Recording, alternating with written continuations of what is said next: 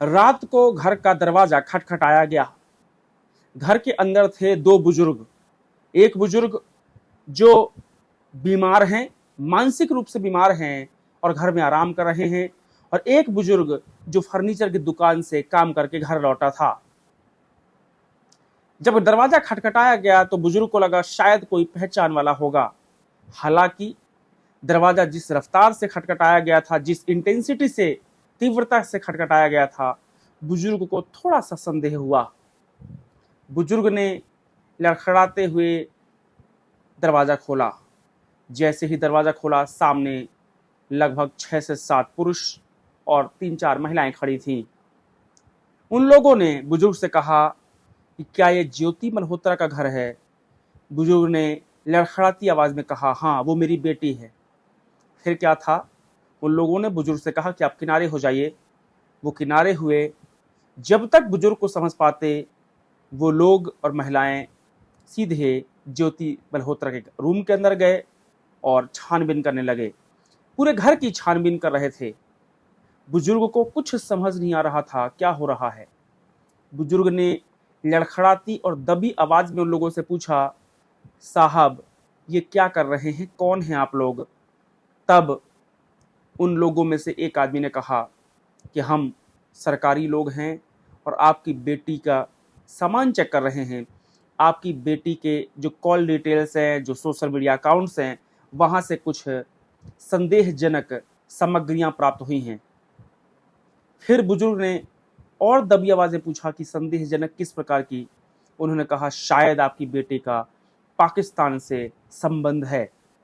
उसके बाद उन बुजुर्ग से पूछा गया, बताइए आपकी बेटी कहाँ जाती थी, किससे बात करती थी, आपको क्या पता है? बुजुर्ग को समझ नहीं आ रहा था। उनको जितना पता था उन्होंने बताया।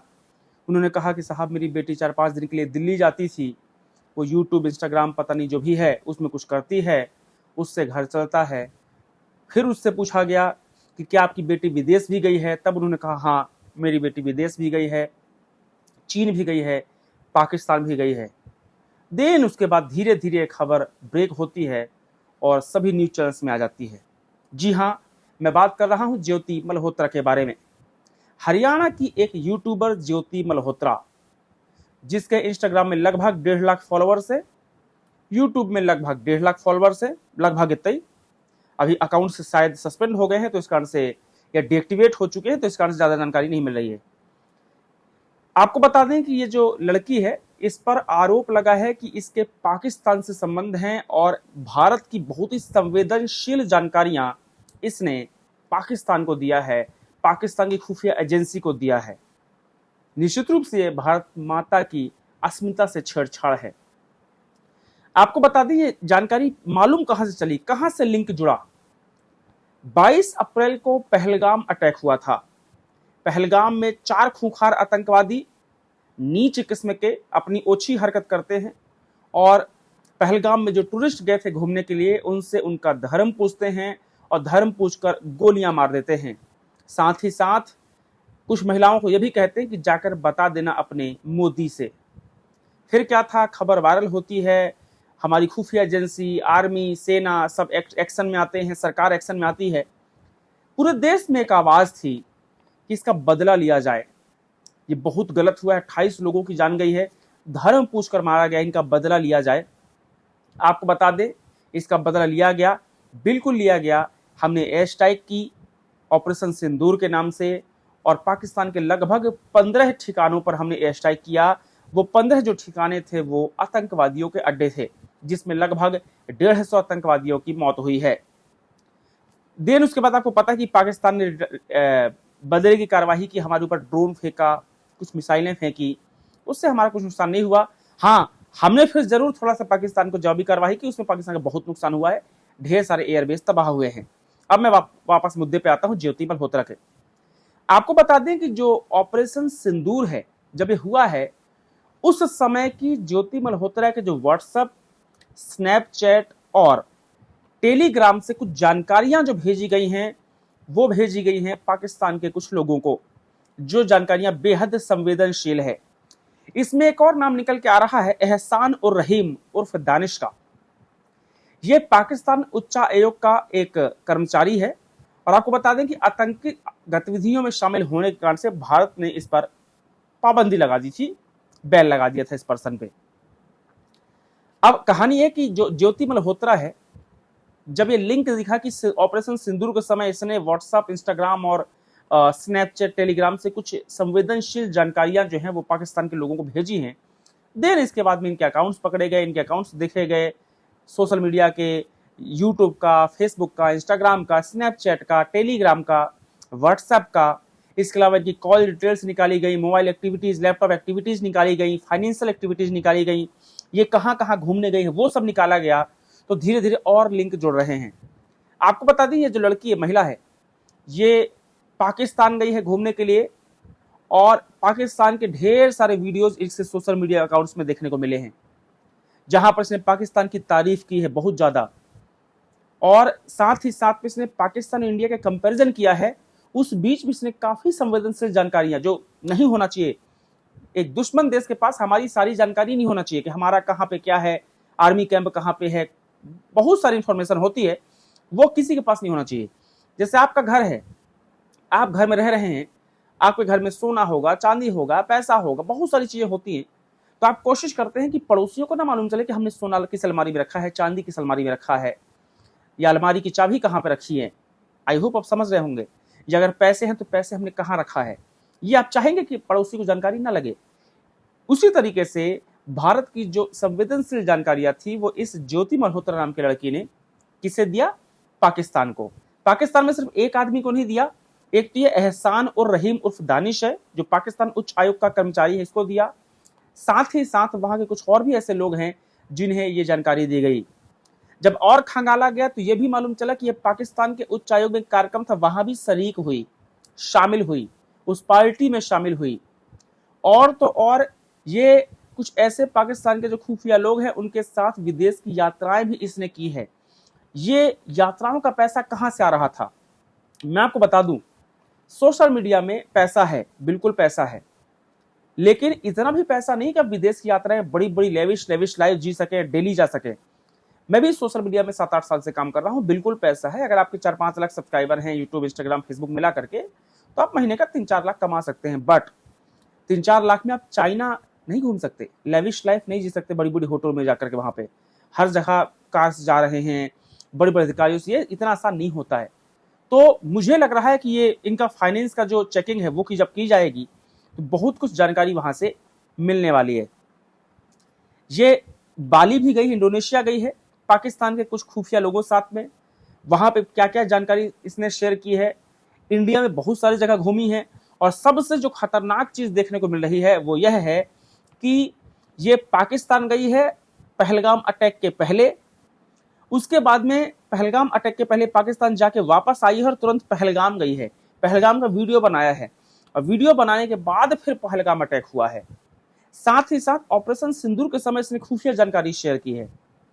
एक और बात बता दूं मैं आपको कि जब पहलगाम अटैक हुआ उसके बाद इसने सोशल मीडिया में 1.5 मिनट का वीडियो डाला था। वो जो वीडियो था वो देखोगे तो आपके रोंगटे खड़े हो जाएंगे, रूह कांप जाएगी, ऐसा दिमाग खराब होकर लगेगा कि बस क्या ही कर दो, इसका फांसी के फंदे पे लटका दो। ये वहां पे ये कह रही है कि जो टूरिस्ट गए थे उनकी गलती है, आपको ध्यान रखना चाहिए था।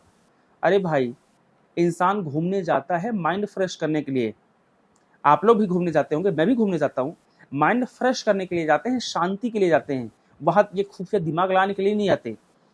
कोई इंसान अगर पहलगाम गया था घूमने के लिए तो वो नौकरी पानी, बिजनेस, धंधा, ये सबसे छुट्टी लेके 4-5-6 दिन के लिए गया था ताकि सबसे स्ट्रेस कम हो सके, शांति से एंजॉय कर सके और वापस आए। वो दिमाग लगाए नहीं गया, खूब एजेंसी बन के नहीं गया था वो, आपके जैसे आप हर जगह जाती हैं। अब यहां पर ना सोशल मीडिया में एक वर्ड बड़ा वायरल हो रहा है, नैरेटिव वॉरफेयर। ये क्या है देखिए, आपको बता दें कि जो दुश्मन देशों से हमले होते हैं, जो लड़ाइयां होती हैं, वो कई मोर्चे पर लड़ी जाती हैं। एक मोर्चा होता है जहां पे आप सीधे बंदूकों से लड़ाई लड़ते हैं, एक मोर्चा होता है जहां पे आप आर्थिक आधार पर लड़ाई लड़ते हैं, इकोनॉमिक आधार पर लड़ाई लड़ते हैं, एक मोर्चा होता है जहां पे आप पॉलिटिकल बेस पे लड़ते हैं, है ना, एक होता है कि आप इंटरनेशनल लेवल पे, जियोपॉलिटिक्स के लेवल पे लड़ते हैं, एक मोर्चा होता है जहां पे आप ज्योग्राफिकल पे, जैसे हमने नदी का पानी रोक दिया, है ना, या इस टाइप का होता है। और एक आजकल दो और हैं। एक और पहले चला करता था जहां पर जो स्लीपर सेल का कॉन्सेप्ट, कि पाकिस्तान में बैठे हुए जो आतंकी आका हैं वो इंडिया में कुछ ऐसे लोगों को ढूंढेंगे जो बहके बहके से नजर आ रहे हैं, जो इंडिया के खिलाफ कुछ बोल रहे हैं सोशल मीडिया में, उन्हें पकड़ा जाएगा, उनको ब्रेन वॉश किया जाएगा, उनको स्लीपर सेल बनाया जाएगा। स्लीपर सेल पर एक मूवी भी बनी थी अक्षय कुमार की, अगर आपको समय मिले तो देखिएगा, साथ हॉलीडे मूवी था, उसमें स्लीपर सेल को दिखाया गया था कि पाकिस्तान में बैठे आतंकवादी जो है वो इंडिया के उन लड़कों को पकड़ते हैं जो बहके बहके से हैं, जो पैसे का लालची हैं, शॉर्टकट सक्सेस चाह रहे हैं, है ना, इस टाइप को थोड़ा जिहादी टाइप के लोग, और उनको फिर इतना ब्रेन वॉश कर देंगे, उनको लगेगा यार भारत में बहुत कुछ गलत हो रहा है, अब हमें कुछ करना पड़ेगा, बम ब्लास्ट करना पड़ेगा, ये करना पड़ेगा, और वो वहां से जो है आपका उनको अपने कंट्रोल में लेके उनसे बम ब्लास्ट करवाएंगे, उनसे आतंकवादी हमले करवाएंगे। ये स्लीपर सेल का कॉन्सेप्ट था, बड़ा खतरनाक था। एक संगठन था, आतंकवादी संगठन सिमी, अगर आपने सुना होगा, वो इसको ऑपरेट करता था। इसके बाद में अब एक नए तरीके का वॉर स्टार्ट हो रहा है, नैरेटिव वॉरफेयर। इसमें क्या करते हैं कि जो दुश्मन कंट्रीज होती हैं वो अपने सामने वाली कंट्रीज के कुछ ऐसे इन्फ्लुएंसर को देखती हैं जो सरकार का विरोध कर रहे हैं, बात बात में सरकार के पक्ष में नहीं है, वही ना बहके बहके से जिहादी टाइप के लोग, जो लिबरल गैंग है ना, उस टाइप के लोग, उनको पकड़ेंगे और उनसे अपने कंट्री के पॉजिटिव वीडियोस बनवाएंगे। ज्योति जो मल्होत्रा उसने यही किया। बाकी तो जो पैसा लेन देन, बाकी जो चीज हुई होगी वो तो अब खुफिया एजेंसी हमारी जो है, पुलिस प्रशासन है, वो तो पता ही कर रहे होंगे, चिंता मत कीजिए। बट जो नैरेटिव वॉरफेयर में क्या करेंगे कि जैसे ये ज्योति मल्होत्रा गई पाकिस्तान, वहां के ढेर सारे इसने वीडियो बनाया और पाकिस्तान की अच्छी छवि जो है वो दिखाने की इसने कोशिश की। ये एक नैरेटिव वॉरफेयर है। इसमें एक और चीज देखने को मिलती है कि जो ज्योति मल्होत्रा है वो और भी जो इन्फ्लुएंसर है उनके कॉन्टेक्ट में थी। अब क्या वो कहां तक बात बढ़ी थी, क्या अकेले ज्योति मल्होत्रा है कि और भी इन्फ्लुएंसर इसमें शामिल है, ये तो अभी जांच का विषय है। हमारा पुलिस प्रशासन जो एजेंसियां हैं वो सब जांच कर रही हैं, बहुत जल्दी चीजें सामने आएंगी, चिंता मत कीजिए। इसके फाइनेंशियल जो लेन देन है उसकी भी जांच की जा रही है, कहां कहां घूमने गई है, कौन किसने टिकट कराई है, उन टिकट का पैसा कहां से आया है, किस किस होटल में रुकी है, वहां का खर्चा किसने दिया है, उन होटल में किस चेक इन कब किया है, चेकआउट कब किया है, किससे मिली है, सारी जानकारी हासिल की जा रही है। अभी तो बहुत कुछ खुलासे होना बाकी है। अब ये बात है कि ये ज्योति मल्होत्रा ने क्यों किया, अब वो क्यों किया वो तो बात का बात है, लेकिन मुझे जो लगता है कि दो चार ऐसी चीजें हैं जिस कारण से जो लोग हैं ना वो पगला गए हैं, हमारे गांव में बोलते बौरा गए हैं। एक लग्जरी लाइफ, आज की डेट में लग्जरी लाइफ जीने के लिए लोग कुछ भी करने को तैयार हैं, लिटरली शॉर्टकट चाहिए। सोशल मीडिया की दुनिया देखते हैं, लोग घूम रहे हैं कार गाड़ी बंगला में। मैं से बहुत सारे लोगों को जानता हूं जिनके घर में खाने के लाले पड़े हैं, और सोशल मीडिया में अगर उनको फोटो देख लोगे तो आप बोलोगे भाई साहब इससे रईस कोई दुनिया में नहीं है, मुकेश अंबानी के बेटा कम पड़ जाएगा इनसे। मैं से बहुत सारे लोगों को जानता हूं जो बेरोजगार हैं, लेकिन सोशल मीडिया में आप उनको देख लोगे तो आप बोलोगे भाई ये कम से कम नहीं तो 10 लाख रुपए महीना पाता होगा। महीने की सैलरी है 5,000 और आईफोन अल्ट्रा पल्ट्रा पता नहीं जो भी चलते हैं वो सब लेके घूम रहे हैं। ये जो लग्जूरियस लाइफ की जो ये चकाचौंध वाली जो दुनिया है ना, इसने लोगों को पगला दिया है।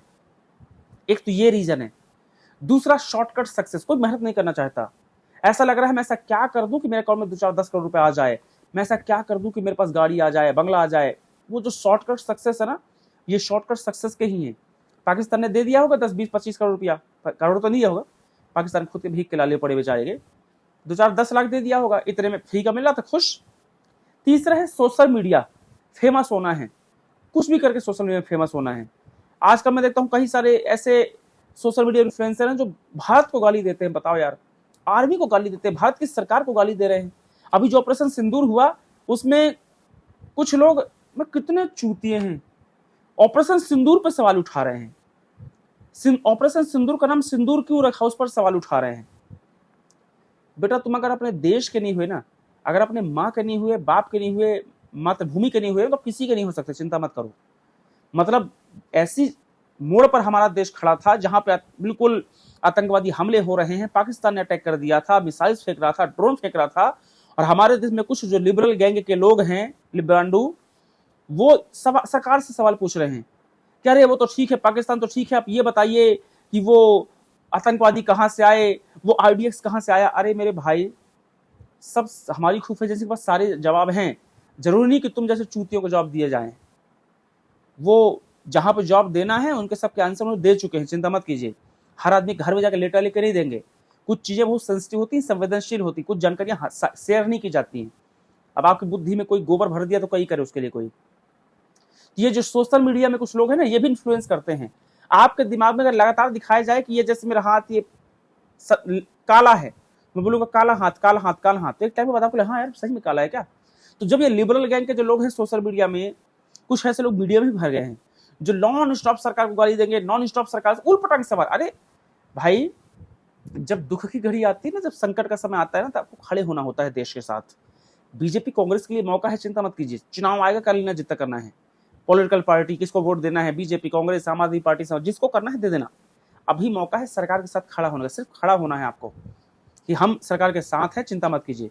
तुमसे अच्छी तो विपक्षी पार्टियां हैं, कम से कम एक कुर्सी में बैठ के बोल तो दी कि हम साथ में हैं। खैर छोड़िए, इसके अलावा मेहनत न करना, मैंने बताया कि शॉर्टकट मिल जाए, कुछ मेहनत न करना पड़े, उसी के रिजल्ट है ज्योति मल्होत्रा। एक और लिबरल गैंग वाली मैंने बताई दी, जो सोशल मीडिया में सारी चीज चल रही है फेमस होने के लिए, है ना।